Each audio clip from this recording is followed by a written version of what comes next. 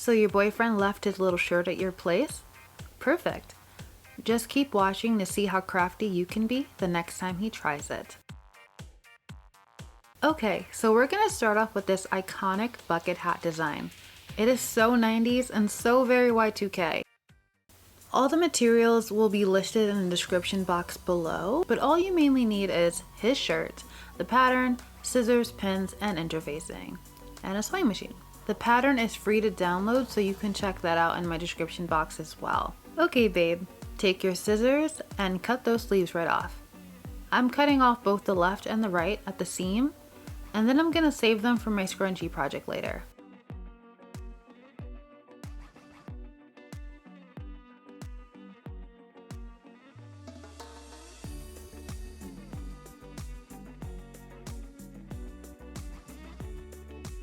After I cut off the sleeves, I'm just gonna go ahead and split the shirt open at the side seams. Open up the shirt as much as possible because you're going to need a flat surface to cut the bucket hat pattern out.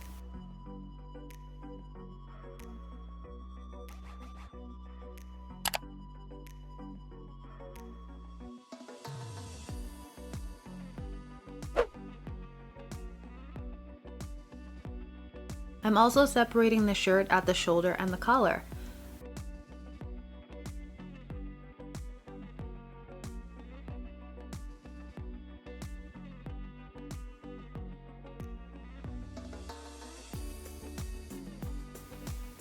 By now you should have 3 large enough pieces of fabric.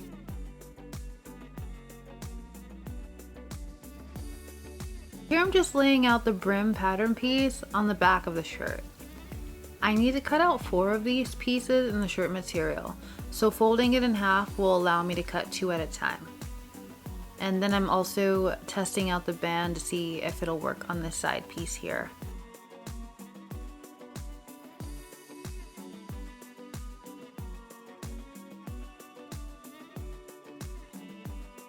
Okay, this next step is optional. You do not have to do this, but I'm tracing out my extra large size pattern onto the shirt before cutting it.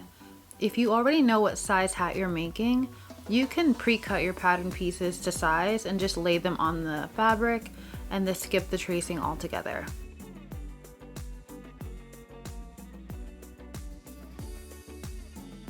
I'm using wax-free tracing paper, a tracing wheel, pins, and a ruler because I'm a perfectionist and I want this hat to be cute. But again, if you don't care, or if you pre-cut your sizes out, skip.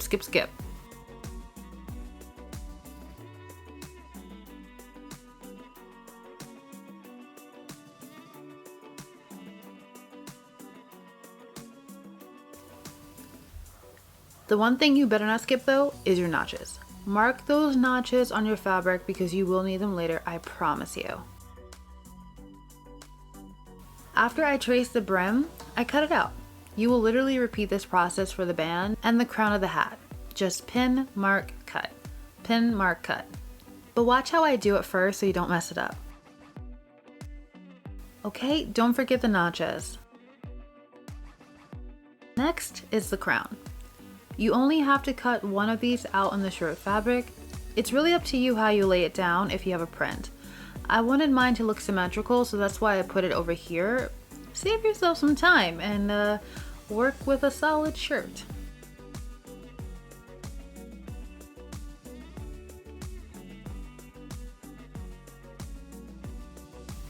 I'm just marking the notches with my Tailor chalk. Next, you can cut out the other 2 brim pieces if you haven't done so already, so that you'll have 4.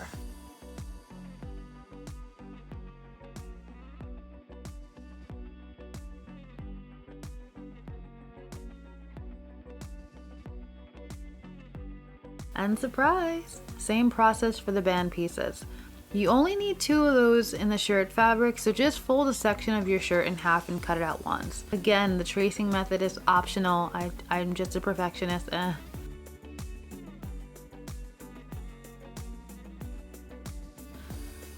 But you know what isn't optional? The notches.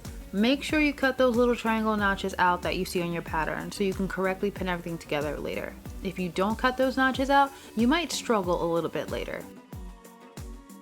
This next step is also optional, but if you want a sturdy bucket hat, cut the same pattern out again in interfacing so you can reinforce all of those pieces.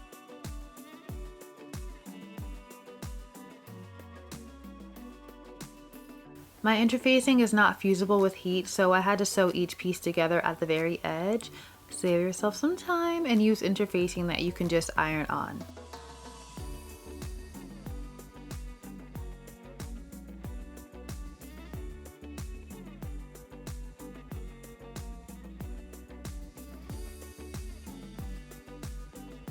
Okay, now for the fun part. We can start putting our hat together. Take the band pieces and place them right sides together and then sew the side seams at a 1/2 inch. Do the same thing for the brim pairs. I also marked which brim set would be on top and which would be on the bottom because one of my brim pieces has a little leftover pocket corner stuck to it and I just wanted to make sure it gets left on top for aesthetics.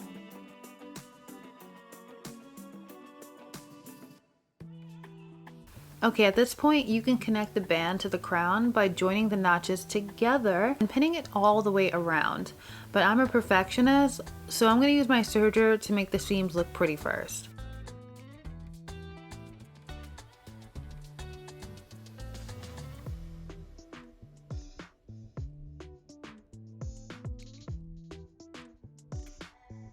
If you don't have a serger, that's okay. I'm just extra.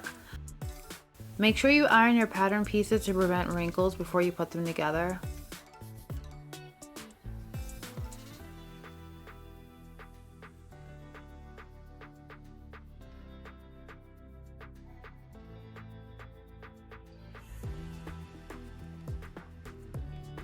See my little pocket corner I was blabbing about?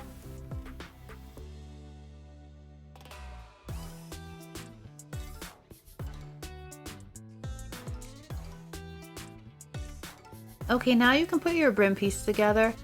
Make sure they're touching right sides. Lay them on top of each other neatly and make sure your side seams line up perfectly so that your hat will be cute.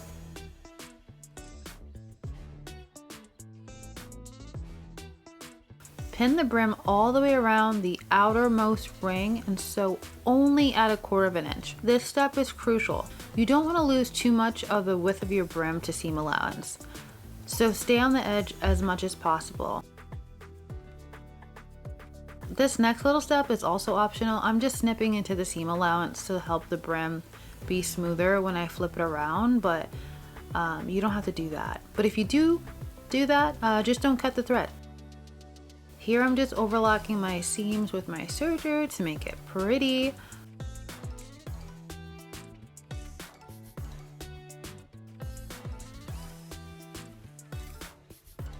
Just like I demonstrated earlier, I'm connecting the band to the crown of my hat, or the top, at the notches and pinning it all the way around. Then I will stitch it at about like a 1/2 inch, and of course I will overlock mine as well so it matches my band seams.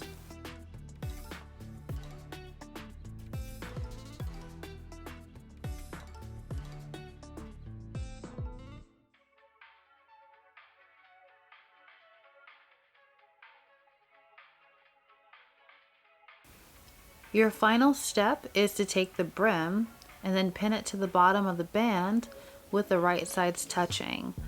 Then stitch that at 1/4 inch as well to preserve the width of your brim, and then you're all done.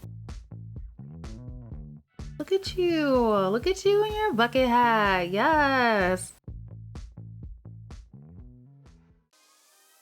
Now let's make the more simple of the two projects. I don't know why, but these scrunchies are in again and I am so here for it. Yes.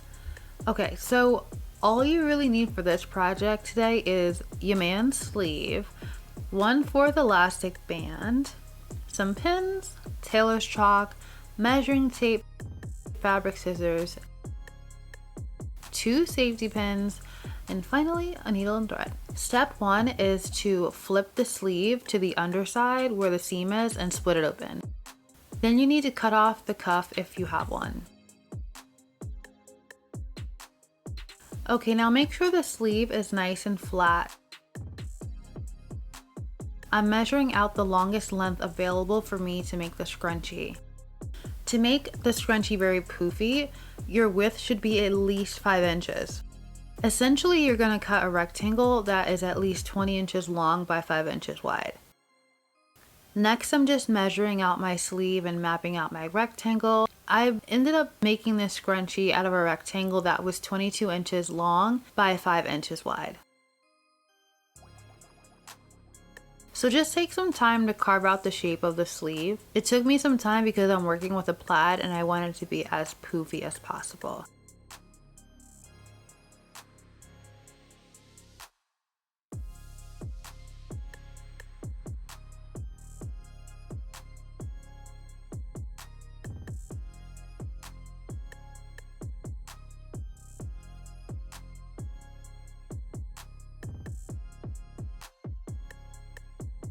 After cutting the sleeve down, make sure your rectangle is even in width from end to end. I had to mark the excess fabric and just trim off that excess.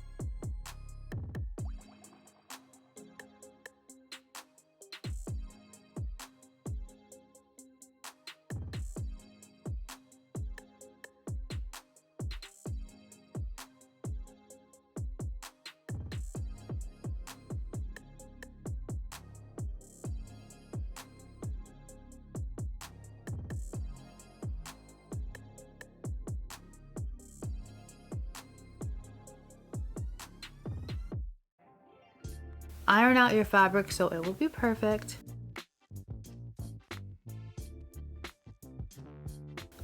The next step is fairly straightforward. Fold your rectangle right sides together and pin.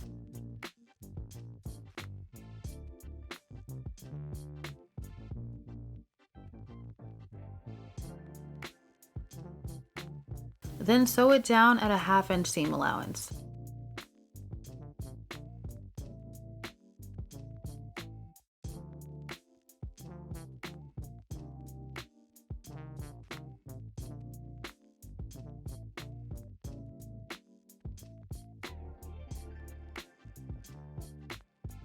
Of course, I overlocked mine, you know.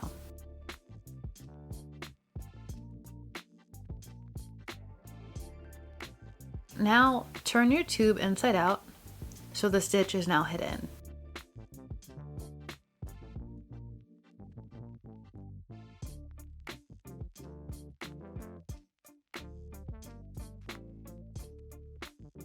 Next, take your elastic and measure out about 7 inches and cut it.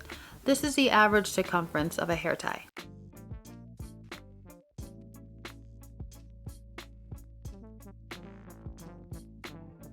Take one of your safety pins and attach it to the end of the elastic.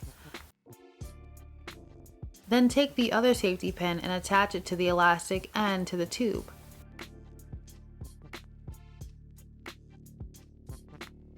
Then take the free end and then run it through the tube to the other side.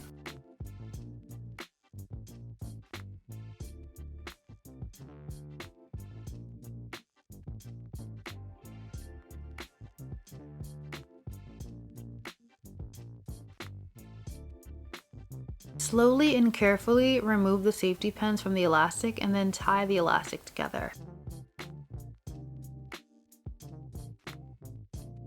At this point, your scrunchie has begun to take shape. All that's left to do is to close it up. Take one end of the open scrunchie and put it into the other end to conceal it. Then turn the outer layer under at like a 1/4 inch to make it neat.